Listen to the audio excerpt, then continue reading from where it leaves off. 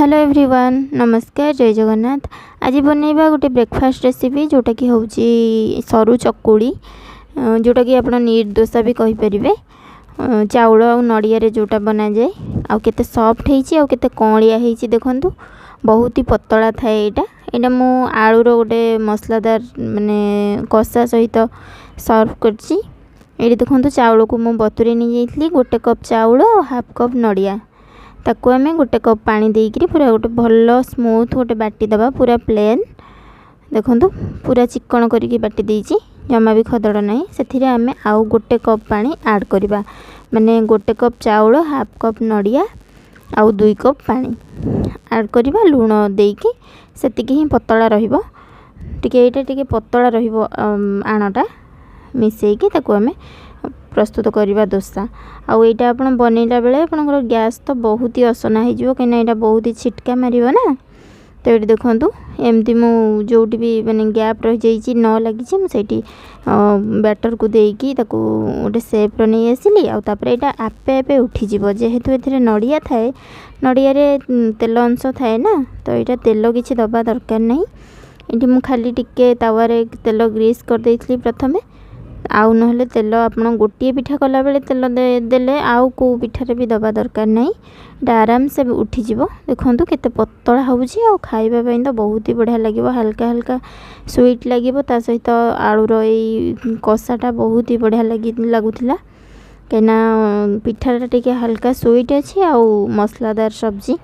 तो ये देखंतु आलू कषा पई म नै जाइछि हमर तेल रे जीरा, सुखिला लंका, कंचा लंका, अदा रसुण छेचा देकी ताको भल भाव में भाजिबा। छेचा पकेले गोटे बहुत ही बढ़िया बास्ना आसे। एटी मु भाजी गला परे हल्का सेथिरे मु गोटे पियाज को काटिकी दे दउछि, ताको मध्ये हम टिके भाजिबा। पियाजटा हमर भाजी ही गले पूरा भल से तापरे हम ऐड करबा टमाटो।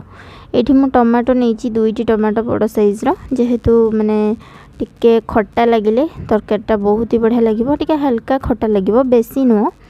तो मुझे 2टी टमाटो नहीं बड़ साइज रो। आपन चाहिए बड़ माने बेसी भी बड़ नुह, मीडियम साइज रो ही नहीं। तो आपन चाहिए आमचूर पाउडर भी ऐड करि परिबे, टमाटो को स्किप करि परिबे। जदि टमाटो यूज करू नथिबे ताहले गोटे टमाटो देकी आ आमचूर पाउडर ऐड करि परिबे। आ सेपटे देखंतु मु पिठाटा बसैछि।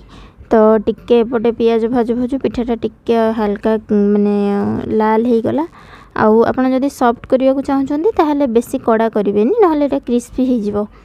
आउ क्रिस्पी पिठा मो पुओ को बहुत पसंद, तो ए पिठाटा सी ही खाइबो, कहिना बहुत ही क्रिस्पी हो जाइछि पिठाटा। एपटे देखंतु भाजी हो गला हमर पियाज। आउ टिके भाजी होबा भितर म सेपटा आ गोटे पिठा दे दउछि। आपन जदि तरतर रे अछन्ती तो पतला तावा नेबे, कहिना मोटा तावा रे पिठाटा बहुत ही टाइम नबो। मिनिमम 2 मिनिट बसिबो गोटे पिठा।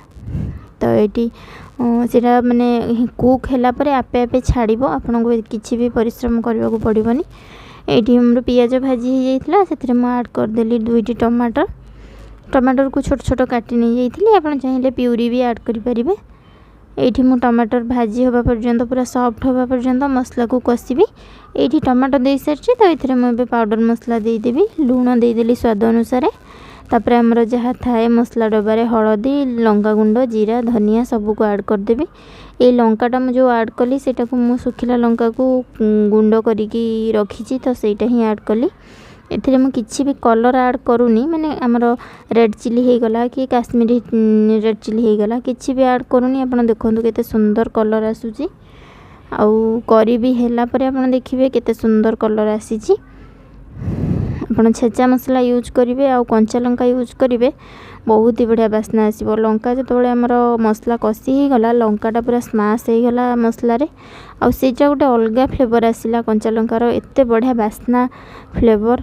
एटी मसला हमर कसी ही गला परे म सेथरे ऐड कर दोछि आलू। जो सिझा आलू को म 2 ରୁ 3टी छोट छोट आलू को सिझेकी चोपा छड़ेकी रखिथिली, ताको एमते हाथ रे स्मैश करिके ऐड करछि, जहाँ द्वारा कि ग्रेवीटा माने मोटा हबो, भल हबो। आपन चाहिए काटिकी भी ऐड करि परिबे, किंतु एमती हाथ रे टिके हल्का हल्का स्मैश करिके ऐड कले टिके भल हुए।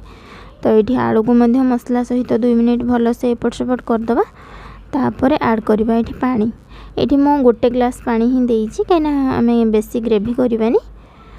पानी को देकी आम आलू और मसला को भल से हल्का हाथ में मिसेबा ना आलू जेहेतु बॉयल हो सारी तो पूरा घांटी हो ये खाली मिसेदबा भल से आमर मसला सहित आलू और पानी को तापर ताको आम मीडियम टू लो रे 5 मिनिट पूरा ताको घोड़ेकी ताको सिम रे छाड़ीदबा। ये मुझे शेष में ऐड कर कस्तूरी मेथी 1 टीस्पून जहाँद्वारा कि बहुत ही बढ़िया फ्लेवर आनिब आलू कषारे आमर कस्तूरी मेथीटा। ये देखो घोड़े देली 5 मिनिट पर देखा सिम रे घोड़े देती ये केते सुंदर भाव कलर आसी जाइए तरकारीटा केते सुंदर बास्ना गोटे आसूला आ खाइला बेले भी बहुत ही टेस्टी लगुला। आप निश्चय रेसिपी को ट्राई करेंगे केमिति लगिला कमेंट रे निश्चय जनइबे। जदि भल लगिला चैनल को सब्सक्राइब करदेवे।